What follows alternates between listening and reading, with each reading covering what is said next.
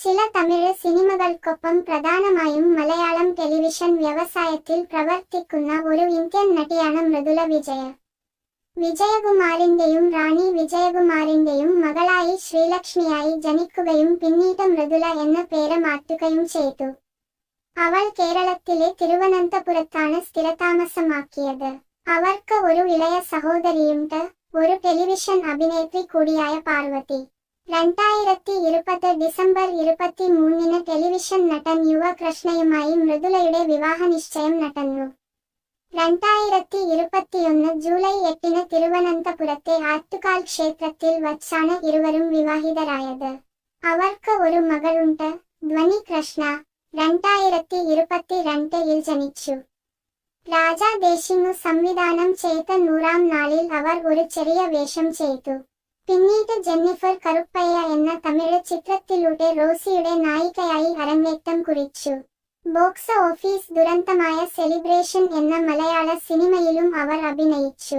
2015 ഏഷ്യാനെറ്റിലെ കല്യാണ സൗഗന്ധികം എന്ന പരമ്പരയിലൂടെ ടെലിവിഷനിൽ അരങ്ങേറ്റം കുറിച്ച അവർ പിന്നീട് മഴവിൽ മനോരമയിലെ കൃഷ്ണ തുളസി എന്ന സീരിയലിലൂടെ മലയാളി പ്രേക്ഷകർക്കിടയിൽ പ്രശസ്ത ആവുകയും ചെയ്തു.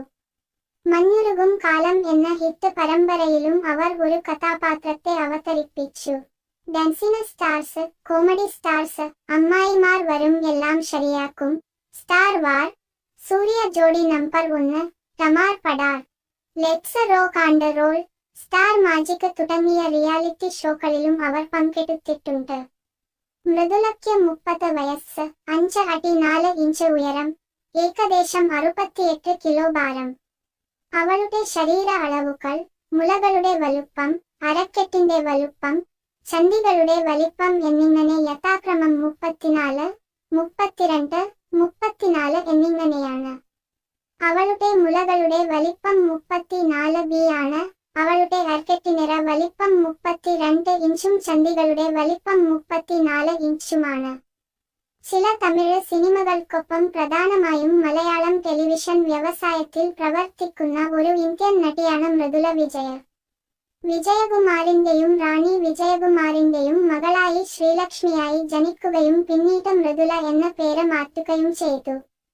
അവൾ കേരളത്തിലെ തിരുവനന്തപുരത്താണ് സ്ഥിരതാമസമാക്കിയത്. അവർക്ക് ഒരു ഇളയ സഹോദരിയുണ്ട്, ഒരു ടെലിവിഷൻ അഭിനേത്രി കൂടിയായ പാർവതി. 2020 ഡിസംബർ 23 ടെലിവിഷൻ നടൻ യുവ കൃഷ്ണയുമായി മൃദുലയുടെ വിവാഹനിശ്ചയം നടന്നു. 2021 ജൂലൈ 8 തിരുവനന്തപുരത്തെ ആറ്റുകാൽ ക്ഷേത്രത്തിൽ വച്ചാണ് ഇരുവരും വിവാഹിതരായത്. അവർക്ക് ഒരു മകളുണ്ട്, ധ്വനി കൃഷ്ണ. 2022 ജനിച്ചു. രാജാ ദേശിങ്ങു സംവിധാനം ചെയ്ത 100-ാം നാളിൽ അവർ ഒരു ചെറിയ വേഷം ചെയ്തു. പിന്നീട് ജെന്നിഫർ കറുപ്പയ്യ എന്ന തമിഴ് ചിത്രത്തിലൂടെ റോസിയുടെ നായികയായി അരങ്ങേറ്റം കുറിച്ചു.